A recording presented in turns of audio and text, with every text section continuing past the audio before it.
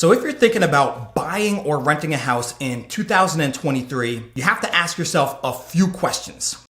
Hey, it's Andy Coleman. I'm sure you're probably wondering, it's 2023, should you buy or should you rent a house? That's the question right now that I'm sure you're asking yourself. What are your goals? Are you actually looking to do something long-term? Do you want to settle down and start a family? Do you want to travel the world and do you want to move? What are your goals right now? What do you actually want to do in terms of owning a property or possibly renting a property? I'm going to go over everything for the next 15 minutes or so to actually show you what's a better idea, to rent a house or to buy a house. First option is if you're going to rent a house. What are the downfalls of actually renting a house? A lot of people will tell you that purchasing a house is way better than buying a house. Now, why would they actually say that? Because they're gonna say you're probably wasting a ton of money when you actually rent a house compared to buying a house. You're actually paying the owner's mortgage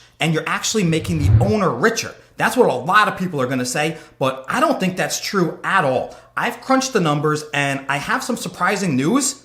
That's false. That's not real. When you actually rent a house, the amount that you're actually wasting in reality is closer to 35% of your monthly payment. That's it. I'm gonna give you an example right now, okay? So if you're renting a house for, let's say, $4,000 per month, that house is probably gonna be in the ballpark, well, down here in South Florida, probably gonna be in the ballpark of around $600,000, give or take, maybe a little bit more. What are your expenses if you're paying $4,000 a month for a mortgage compared to if you're renting? Let's dissect this and let's figure this out right now. So if you're renting a house right now, that's $4,000 per month. Your actual principal payment, which is actually your landlord's principal payment, is only actually about $1,400 per month.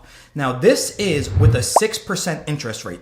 That's the average interest rate right now for a mortgage is about 6% for a 30-year fixed mortgage. Interest rates are sky high right now. So obviously it's not an ideal time to get a mortgage right now, but going back to the actual payments, if you have a mortgage right now, that's $1,400. That's your principal. $1,600 of that is actually your interest. That's that 6% interest.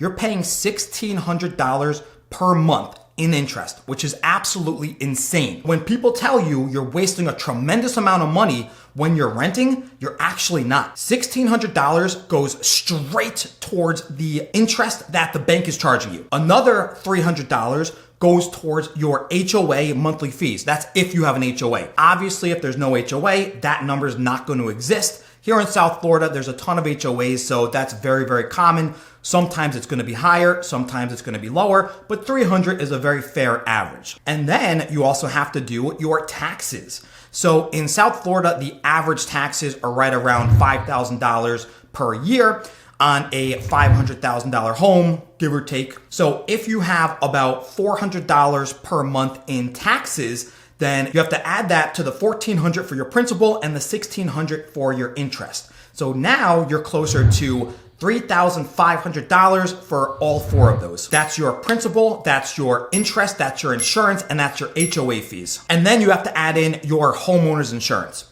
which is on average going to be about $200 per month. So that's how we get right around $4,000 per month if you're gonna be purchasing a house. If the owner is then, let's just say, charging you $4,000 a month for rent, you're only wasting $1,400 per month, which is only 35%. And if they're charging you $4,500 or $4,300, yes, you might be wasting 40%, 45%, but that's all you're wasting. The rest of that is not going towards your equity at all. So if you own the home, your equity is only about 35% of your monthly payment is actually going towards the equity of your house. So when people keep telling you, hey, it's a terrible idea to rent, you're making the landlord rich, that's not entirely true. Yes, you are making them a substantial amount of money, but it's not insane. It's not gonna make you broke and it's not gonna change your life that much. Is it better to buy a house or to rent a house?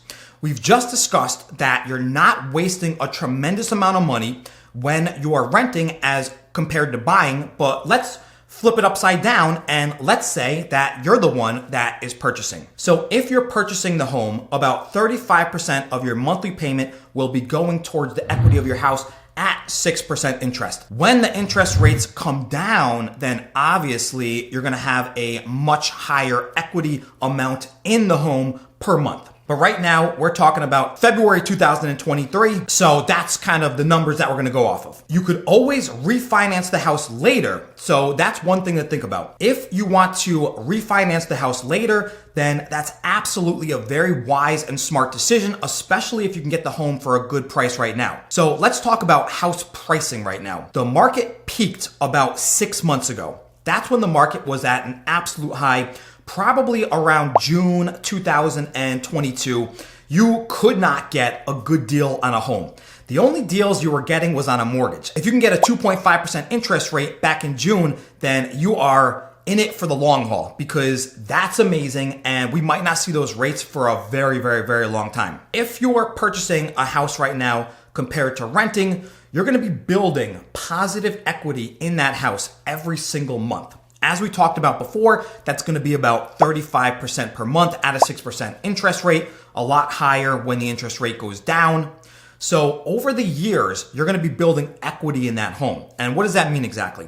So when you go to sell the home, whatever equity you have built into that house, what you've paid for that house, that is going to come out when you sell the property. Let's just say you bought a $500,000 house, you put $100,000 down. So now you owe $400,000, that's your principal, plus all of your interest, which, as we discussed before, at 6% on a $500,000 house, that's gonna be about $1,600 per month. Over the next 10 years, if your principal plus your interest is $3,000 per month, you have to add up every single month, you're gonna be doing $1,400 per month. Multiply that by 12 and multiply that by 10 years. So that's about $170,000. So over a 10-year period, you're gonna have $170,000 of positive equity built into that house, which is phenomenal.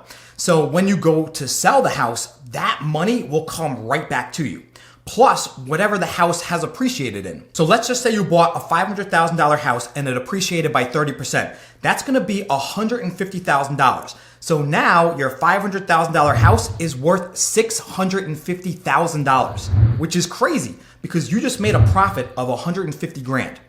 Now let's just say you were living in that house. So obviously you had to pay the principal, you had to pay the insurance, the taxes, the HOA fees, the maintenance, the utilities, all of that good stuff. But that doesn't matter because now you have built up that $170,000 in positive equity in the home that you paid off over those 10 years. Plus your house just appreciated in value by $150,000. So you just made a pretty substantial profit. Now think about this. Let's say you were living in the house for a year or two and you had to relocate. Well, maybe you could sell the house and make a small profit or take a small loss depending on what the market does over those 1 or 2 years. Or the smart thing to do would be rent that property out. Get a tenant in there and have them pay for your equity. So whatever you charge them per month, let's say your mortgages and all your expenses, everything was $4,000 a month. Maybe you tack on an extra few $100s per month. This way, they're paying all your expenses, plus you profit a few $100s per month. Now, if you do that over the course of 10 years, you'll have that positive equity built into the house. $1,400 is your principal, multiply that by 10 years, and you have about $170,000 that tenant just paid for you. Plus the appreciation of the house, let's say it does appreciate by 30%, now you have about $150,000 in appreciation plus $170K that the tenant has just paid. That's about $300,000 in profit over a 10-year period. Now, you have to think about things like maintenance fees and maintenance costs and getting a new roof and remodeling. So obviously, you're not gonna profit $300,000 unless you didn't touch the house whatsoever, which is pretty unlikely. But let's just say maybe around $250,000 you're gonna profit. That's pretty good over a 10-year period. So right now, the question is, should you rent a house? Should you buy a house? Monetary wise, yes, buying a house is always a better investment. But the greatest investment would be buying a house, getting a tenant in there, waiting for 10 years to build up the positive equity or longer, and then selling the house when the market is at a high again. Fortunately, right now, we're about to enter into the lowest point in the market in the last couple years. The market is going down and down and down as interest rates keep going up and up and up. You might be thinking to yourself, when is the bottom of the market coming? So nobody has a crystal ball. Nobody could actually say it's going to be tomorrow. It's going to be in 6 months. It's going to be in a year. Nobody knows that for sure. We have guesses what we think is actually going to happen. In my best guess, and I do this 16 hours a day, 7 days a week, 365 days a year. I'm an expert in real estate. I eat, breathe, sleep, and drink real estate. This is all I do. I'm guessing in about 1 to 2 years from now, the market is going to be at the bottom. This is going to vary state by state, but I think here in South Florida, it's going to be the best time to buy at some point in 2024, maybe late 2024, maybe early 2025. That's my guess. Any time between basically now and then, between now and 2025, you cannot go wrong. The prices are still lower than the previous high. As we know, over the course of history, the houses never stay at the bottom for too long. They always go back up and past the previous high. If the previous high on your home was $500,000 6 to 9 months ago, but eventually, and nobody knows when, it could be 5 years from now, it could be 10 years from now, nobody knows, eventually it's gonna go back up past that price. So eventually it's gonna pass $500,000 again and go even higher. The market ebbs and flows. It's a cycle. It goes up and it goes down. That's just what happens in real estate. Same thing as the stock market as well. So if you buy a home anytime between now and the next year or so, you cannot go wrong. You will get the house at a cheaper price than it was 6 to 9 months ago. And then when you go to sell in 5 to 10 years, you're going to make money. As long as you hold it long enough for the appreciation to kick in, then you cannot lose. Okay, so let's talk about being a landlord for a second. Let's just say you have to move and change jobs in a year or two and you just got stuck with the house. Well, that's not that big of a deal. Even if the market does happen to go down a little bit over the next year or two, maybe it'll go down 5 or 10%, maybe more. Maybe it'll go up by 3%. Nobody knows for sure, but I do know for sure if you take that house and you rent it out, you will make money in the long run. Real estate is a long-term plan. It's a long-term investment. You don't want to do anything too hasty like sell for a loss. If you're flipping houses, that's a completely different ballgame. We're talking about buying and holding for the long run. So let's just say you do have to move in a year or two. Then what? Don't sell the house unless you can make a profit on it. What I suggest is rent the house out. Here's the question. Do you want to become a landlord? If you don't, that's okay, because there's companies out there that will manage your property for you. They're called property management companies.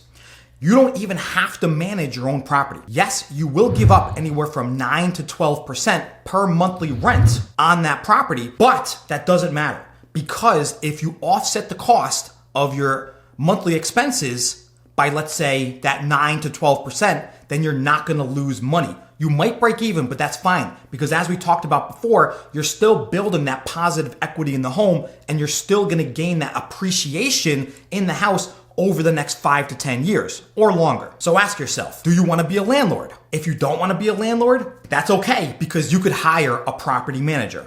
Okay, one other thing to think about when you are renting a house compared to owning a house: maintenance of the home.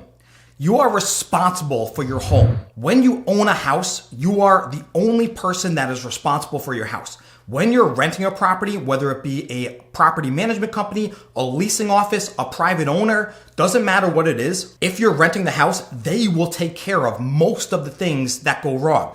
Let's say there's a leak in your roof. The property management company or the leasing office, they'll send somebody out to fix it free of charge for you and headache free as well. Let's say your refrigerator breaks down. Again, they will fix it. You don't have to worry about it. Let's just say there's a thunderstorm and lightning strikes your roof and all of a sudden there's a hole in your roof. Well, guess what? You're not responsible for it. Now, if you had homeowners insurance, that would also cover that as well, but this is way less of a headache because now the owner of the property has to deal with that. So there are a lot of pros to actually renting a house compared to owning a house because you don't have to deal with anything.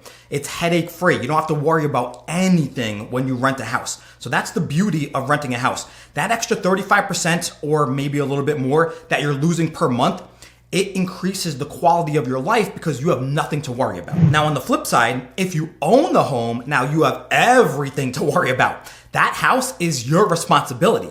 If the refrigerator breaks, guess who's paying for it? You. If the roof collapses in, guess who's paying for it? The insurance company. But you will still have to deal with it. If anything goes wrong, you're the one that has to actually deal with that problem. And that could be a lot of headaches and a lot of stress. You have to mow the lawn. You have to clean the pool out, if you have a pool. You have to take care of the hedges and the trees. You have to do everything imaginable to take care of that property. So ask yourself, is that something that you want to do at this current point in your life? So if you're thinking about buying or renting a house in 2023, you have to ask yourself a few questions. 1, are you ready to take on the responsibility of owning a home? And that's a massive responsibility. 2, do you want to save a little bit of money every single month compared to renting a property and eventually cash out when you go to sell that home 5, 10, 15 years down the road? 3, what are your long-term goals? Are you planning on moving anytime soon? Do you want to travel the country? Do you feel like being a landlord? Do you feel like hiring a property management company if you do end up moving? What are your goals? What are your ambitions? Do you want to own multiple properties? You're probably wondering, should I buy a house tomorrow? Should I buy a house in 6 months from now? Should I buy a house in 2 years from now? Nobody has those answers. And if anybody told you they do have those answers, they're lying to you. I tell my clients right now, hey, listen, do what feels right to you. Here's all the facts and make a smart decision that's going to be best for you and your family. Yes, if you buy a house right now, the market absolutely could come down by another 5%, 10%, 15%, maybe a little bit more. But is it worth it if maybe the market actually did already bottom out and nobody even knows it? Then you're going to be trying to buy a house as the market keeps going up again. One of the benefits to buying a house right now, because nobody wants to buy a house right now. The interest rates are super high. Prices are moderately high right now. They're not as high as they used to be, but they're still a little bit on the higher side. So right now, it's not a buyer's market. It's not a seller's market. It's basically a renter's market. So you definitely wouldn't make a bad decision on renting right now. But here's the thing. If you go to buy a house right now, you're not going to have a lot of competition. You're not going to be competing against 10, 20, 30 other people that are trying to buy the same house. Now, there are very rare cases where, yes, that will still happen. If it's a phenomenal deal or if it's in a really good neighborhood or school district, or if it's all renovated and has a pool and it's underpriced, then yes, you're going to be competing against other people. But for the most part, it's a kind of desolate market right now where you're not really competing against too many people. So you can find the house that you want, and you could probably even put in an under asking price offer if the property is priced a little bit too high. So you have to ask yourself, do you want to beat out all the buyers and get in early right now before the rush? Because I promise you, within 1 to 2 years from now, it's going to switch. It's going to become a buyer's market again. It's going to be a flood of buyers trying to scoop up every house that they could possibly get their hands on. Now, that's going to be investors. That's going to be single families. That's going to be college graduates. You name it. People are going to be trying to buy homes in droves. I don't know exactly when this is going to happen. I'm anticipating 1 to 2 years from now. Probably the prices are going to be a little bit lower than they are now. The interest rates are going to be lower. That's going to create the perfect storm for people to buy. So here's the question. Do you want to get ahead of them now, or do you want to wait and risk it? Maybe save 5, 10% on the home, but then deal with that headache and compete against a lot of other buyers. It's an okay time to buy right now. You definitely cannot go wrong. That I know for sure. If you buy a house right now, you will be safe in the long run. If your plan is to hold the house for the foreseeable future, maybe 5, 10, 15 years, you cannot go wrong buying a house right now. But you also can't go wrong on renting a house right now. It's kind of whatever makes you feel best right now. Whatever you're comfortable doing, that's what you should do. Weigh out the pros and the cons as it pertains to your life and your lifestyle. What makes the most sense to you right now? So should you buy or rent a house in 2023? Well, that's gonna depend entirely on you. After everything that we just discussed right now, think about all the pros and all the cons and see what makes the most sense for you. I hope everybody liked this video. I'm gonna be dropping a video 3 times a week. Definitely stay tuned for my next video. Don't forget to hit the like button, hit the subscribe button, hit the bell icon, and I'll catch everybody in the next video. All right, that was pretty good.